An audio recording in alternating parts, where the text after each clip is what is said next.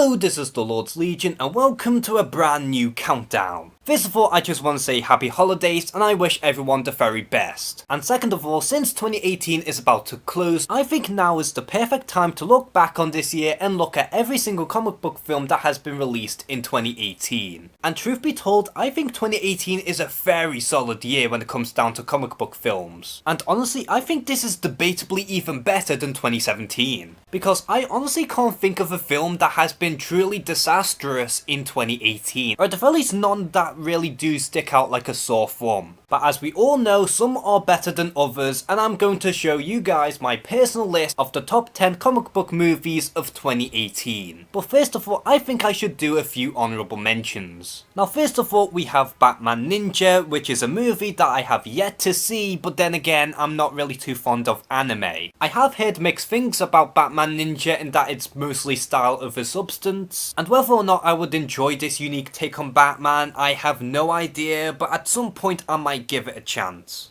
And another Batman animated movie that I have yet to see is Gotham by Gaslight. A Batman animated movie that I have been very keen on, but is one of them movies that keeps slipping under my radar. I've heard that this is a very unique adaptation of the original storyline, and that this movie does have its own twists and turns, so hopefully I will check this one out at some point as well.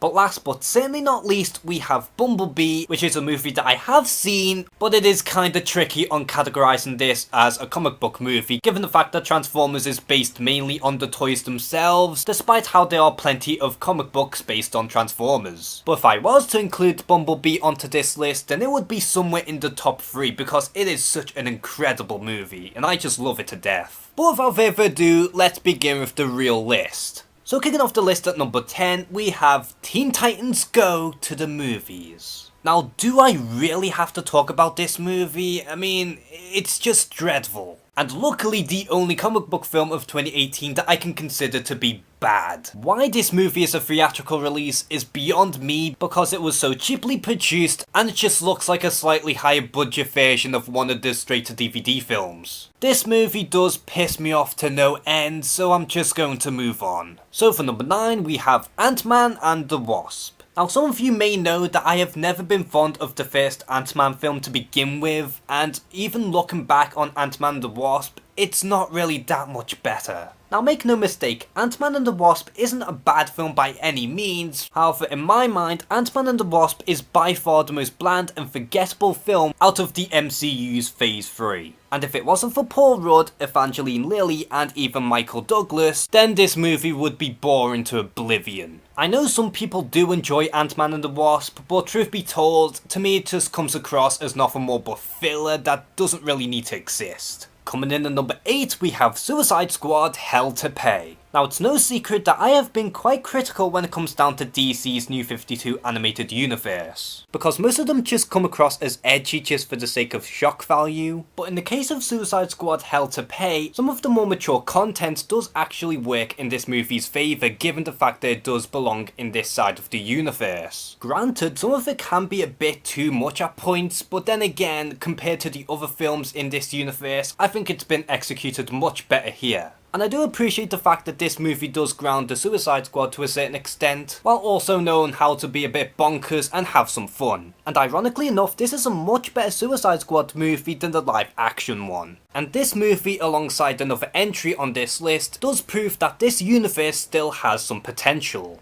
Coming in at number 7, we have Venom. Now I can imagine Venom being pretty much at the bottom of everyone's list, and to be honest, I can't exactly blame them given the fact that Venom is a bit of a shit show. And to be 100% honest with everyone here, I think Venom is an enjoyable shit show. And I think if it wasn't for the fact that Tom Hardy was having a blast playing Eddie Brock, and how well they executed the Venom and Eddie Brock relationship, I think Venom would have crashed and burned. And while this movie has a pretty solid protagonist going on, unfortunately everything else is weak. And you can see that this movie is somewhat of a Frankenstein of other films, and that this movie has no idea on what it's trying to be. But even with all of that being said, I still kinda wanna see a sequel for Venom, because so long as they can get their heads out of their asses, I think they can still salvage the Venom franchise. So for number 6, we have The Death of Superman. Now before watching this movie, I had no idea on why they wanted to adapt this same storyline all over again, but after seeing how dated Superman Doomsday was and watching The Death of Superman in its entirety, I think this is a pretty smart move on their part. Now although I won't go quite as far as to say that this movie is amazing like most people are, I still think that The Death of Superman is a very solid animated movie. And for the first time in this DC animated universe, I actually give a shit about this version of Superman. And he was exactly depicted like how he should have been from the very beginning. Plus the action scenes and animation were very on point, and for once they actually took advantage of its animation style. I can safely say that The Death of Superman is a superior film to Superman Doomsday, and I honestly can't wait to see what they do with the reign of the Supermen.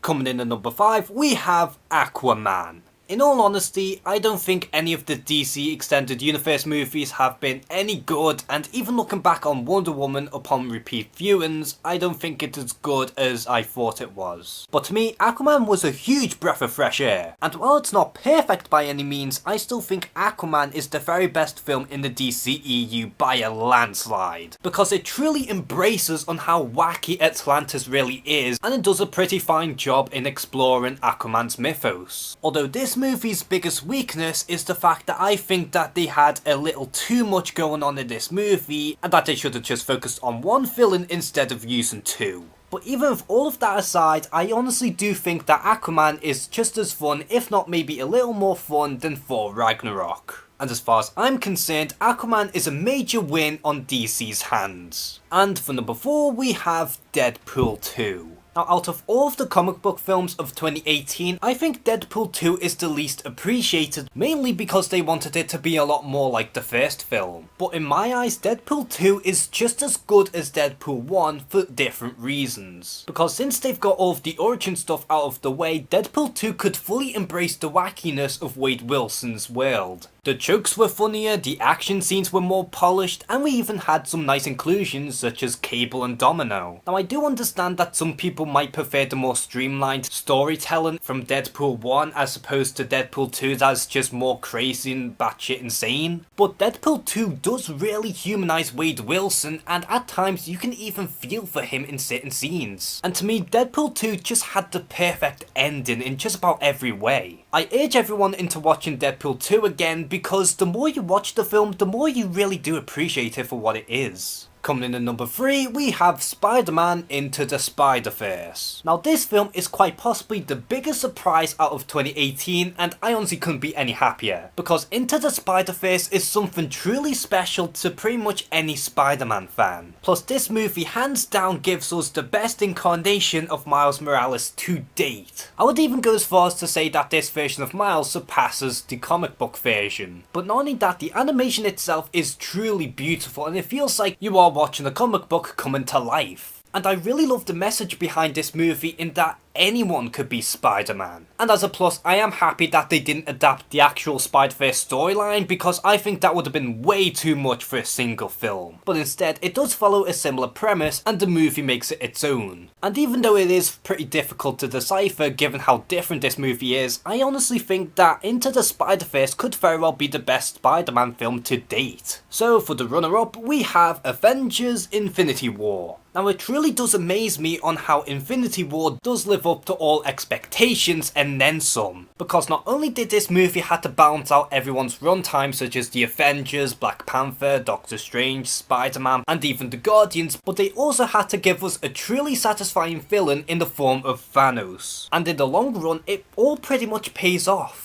Because while we do follow 3 different yet diverse teams, they do all share the same objective by stopping Thanos by wiping out half of the universe. Plus this movie has quite possibly some of the best action scenes I have ever seen in a Marvel film. But to top all off, Avengers Infinity War does have a ton of balls due to its ending alone, and it truly does feel like a proper event. And after 10 years of build up, it is safe to say that Avengers Infinity War was so worth the wait. And lastly for number 1, we have Black Panther. A movie that most people are getting sick to death of, mainly due to its cultural impact, but me personally, I think Black Panther is an amazing movie on its own. And why Black Panther is special to me, because for the longest time I have been wanting to see a Black Panther movie, and after seeing how near flawless this movie is, I can safely say that it was worth the wait. Not only does Black Panther have one of the best heroes in the form of T'Challa, as well as one of the best villains in the form of Killmonger, but this movie has a wonderful story, a brilliant soundtrack, and even the action was amazing, even if the last fight was pretty awkward. To me, Black Panther was everything I wanted it to be. It is up there as my personal favourite MCU film, and it's even up there as one of my favourite comic book films of all time. And obviously Black Panther, without question, is my favourite comic book film of 2018. So what is your personal favourite comic book film of 2018, and where would you rank them from best to worst?